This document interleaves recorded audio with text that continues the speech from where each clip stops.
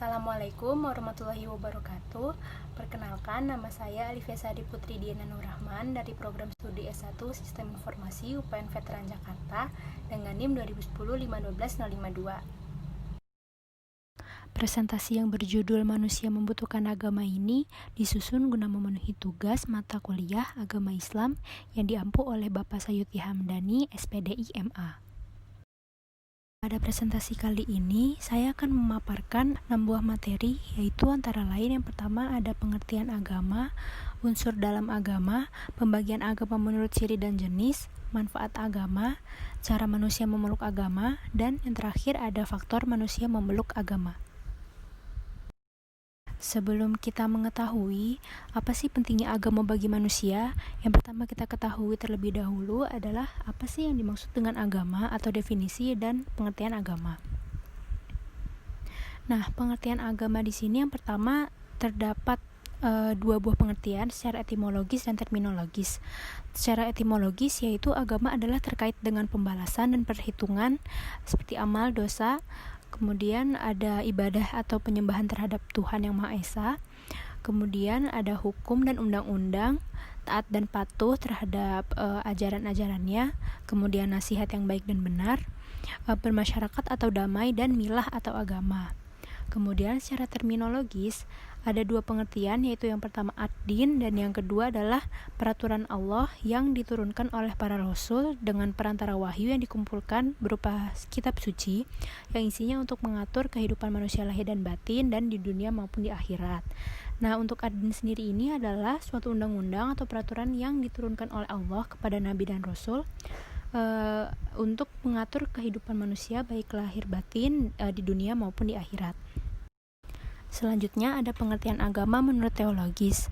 Menurut teologis, agama dikategorikan menjadi dua, yaitu yang pertama ada cultural religions, yang kedua ada revealed religions. Cultural religions ini bisa disebut juga agama ardi atau agama tabi'i, yaitu agama yang bukan berasal dari Tuhan dengan jalan diwahyukan, tapi merupakan hasil antropologis yang terbentuk dari adat istiadat. Kemudian selanjutnya tuh melembaga di lingkungan masyarakat menjadi agama formal. Nah, revealed religions ini merupakan agama samawi atau agama wahyu. Jadi itu agama yang berasal dari Tuhan melalui malaikatnya, kemudian dilanjutkan kepada utusannya yaitu nabi dan rasul yang dipilih dari kalangan manusia. Selanjutnya ada pengertian agama menurut scientific approach. Menurut scientific approach terdapat dua kategori agama, yaitu ada materialisme dan spiritualisme. Materialisme adalah agama yang didasari oleh pelambangan Tuhan dalam wujud benda-benda yang kasat mata seperti berhala, patung, binatang, dan lain-lain yang dibuat untuk disembah. Kemudian yang kedua ada spiritualisme. Spiritualisme adalah agama penyembah sesuatu zat yang tidak dapat dilihat oleh kasat mata, seperti zat yang gaib atau sesuatu yang memang tidak dapat dilihat dan tidak dapat berbentuk. Selanjutnya, agama spiritualisme ini dibagi menjadi dua, yaitu ada agama ketuhanan dan agama penyembah roh. Nah, masing-masing pembagian ini dibagi lagi menjadi dua. Agama ketuhanan dibagi menjadi monoteisme dan politeisme, yang mana monoteisme itu adalah agama yang mempercayai hanya ada satu Tuhan yang dipercayai. Kemudian kalau monoteisme itu kebalikannya, jadi kepercayaan yang mengakui adanya lebih dari satu Tuhan untuk disembah. Kemudian di agama penyembah roh dibagi menjadi dua, yaitu animisme dan dinamisme. Animisme adalah sebuah paham kepercayaan yang meyakini bahwa di dalam benda-benda tertentu itu terdapat jiwa atau roh yang hidup. Jadi tidak hanya terdapat di makhluk hidup, tapi juga ada di benda-benda mati. Selanjutnya, untuk dinamisme adalah sebuah paham kepercayaan yang meyakini adanya kekuatan gaib atau mistis yang terdapat pada benda-benda tertentu. Setelah kita mengetahui definisi atau pengertian dari agama, selanjutnya apa sih unsur-unsur yang ada di dalam agama? Unsur-unsur dalam agama terbagi menjadi 4, yaitu yang pertama adanya kekuatan gaib atau yang biasa kita sebut dengan Tuhan. Kemudian yang kedua adalah adanya peribadatan atau ritual. Nah, ini adalah wujud konsekuensi terhadap Tuhan dalam bentuk ketundukan dan penyembahan. Yang ketiga itu adanya kitab suci atau wahyu yang dijadikan acuan dalam menerima dan melaksanakan ajaran agama. Nah, kalau dalam agama Islam ini adalah Al-Quran. Kemudian yang keempat ada pengakuan kepada nabi. Nah, adanya pengakuan kepada para nabi ini karena nabi adalah sebagai penyampai perintah Tuhan kepada manusia. Materi yang ketiga yaitu apa saja pembagian agama menurut ciri dan jenisnya. Nah, pembagian agama menurut ciri dan jenis yaitu ada agama samawi dan agama tabi'i. Nah, agama samawi ini adalah agama wahyu. Jadi ini tuh kalau dalam agama Islam diturunkan oleh Allah, disampaikan dan disebarluaskan oleh para nabi dan rasul. Kemudian terdapat pedoman kitab suci yang valid yaitu Al-Quran dan Tuhannya monoteisme atau di dalam agama ini itu hanya mempercayai adanya satu Tuhan. Kemudian agama tabi'i adalah agama ardi. Nah, agama ardi ini atau agama tabi'i ini adalah agama yang berasal dari pola pikir dan persepsi manusia yang disebarluaskan dalam daerah tertentu sehingga kemudian nanti sudah tersebar luas, kemudian itu akan menjadi agama formal yang dipercayai oleh manusia di sekelilingnya. Kemudian yang keempat, apa saja manfaat agama bagi manusia yang menganutnya? Manfaat agama terdapat 6 poin, yaitu yang pertama menetapkan akidah. Menetapkan akidah ini maksudnya setiap agama itu membuat manusianya itu mempunyai akidah yang benar sehingga tidak masuk ke perangkap perbuatan yang tidak baik menurut agama itu. Kemudian yang kedua, menentukan mana yang baik dan yang benar. Nah, ini dalam Islam itu bisa juga disebut yang hak dan yang batil. Kemudian yang ketiga itu menyadarkan manusia. Setiap agama itu menyadarkan manusia untuk menjauhkan hal-hal yang negatif atau hal-hal yang buruk yang dilarang oleh agamanya dan mengerjakan apa yang menjadi perintah atau anjuran dalam agama itu.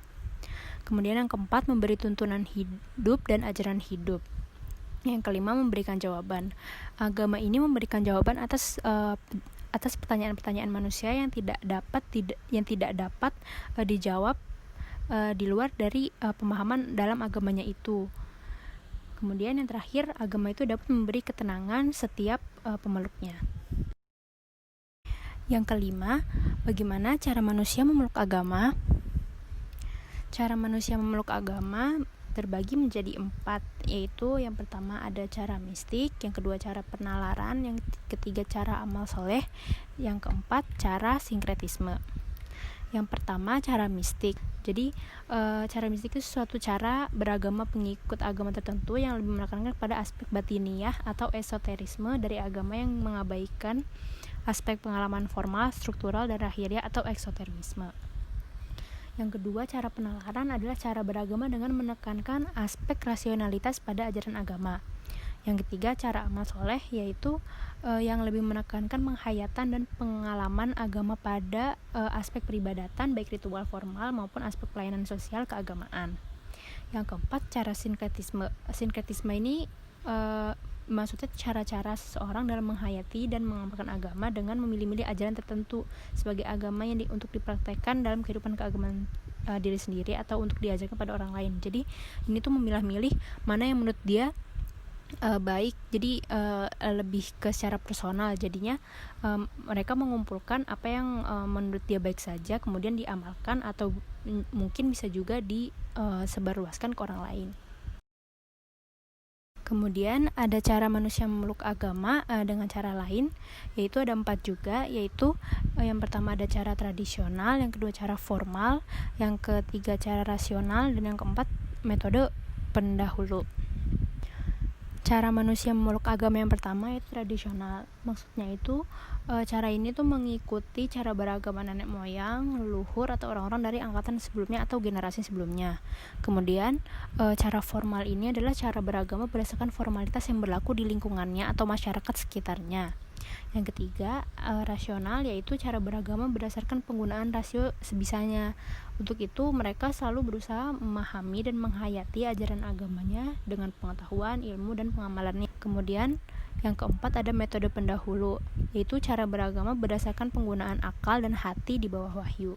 Nah, rata-rata orang dengan metode pendahulu ini, mereka selalu berusaha memahami dan menghayati ajaran agama dengan ilmu, pengamalan, dan penyebaran, atau bisa juga disebut dakwah. Materi yang keenam yaitu apa saja yang menjadi faktor manusia memeluk agama tertentu. Faktor pendorong manusia memeluk agama tertentu yaitu yang pertama, bahwa agama sudah menjadi fitrahnya manusia. Kemudian yang kedua, agama itu sebagai pendekatan harmonis dengan Tuhannya, dari manusia ke Tuhan yang dipercayainya.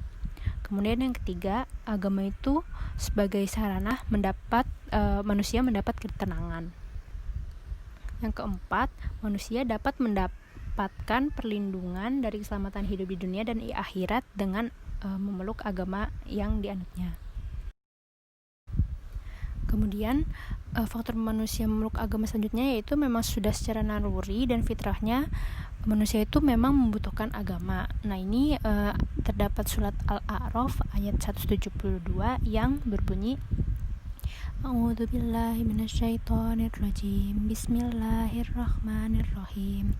Wa idz akhadha rabbuka min bani adama min zuhurihim dzurriyyatahum wa ashhadahum ala anfusihim alastu birabbikum qalu bala syahidna an taqulu yawmal qiyamati inna kunna an hadza ghafilin, yang artinya, dan ingatlah ketika Tuhanmu mengeluarkan keturunan anak-anak Adam dari sulbi mereka, dan Allah mengambil kesaksian terhadap jiwa mereka, saya berfirman, bukankah aku ini Tuhanmu?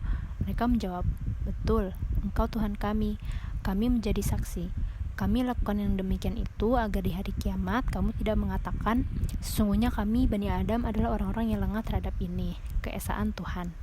Quran Surat Al-A'raf ayat 172. Nah, di surat Al-A'raf ini mengatakan bahwa memang agama sudah dari dulu diajarkan kepada manusia agar mendapatkan turunan hidup, sehingga nanti di hari kiamat manusia itu tidak tersesat dan tidak menjadi makhluk yang terjerumus kepada hal-hal yang tidak baik, atau menjadi orang-orang yang lengah terhadap keesaan Tuhan karena tidak mengenal agama. Terima kasih. Sekian dari presentasi saya. Mohon maaf apabila terdapat salah kata atau penulisan. Wabillahi taufiq wal hidayah. Wassalamualaikum warahmatullahi wabarakatuh.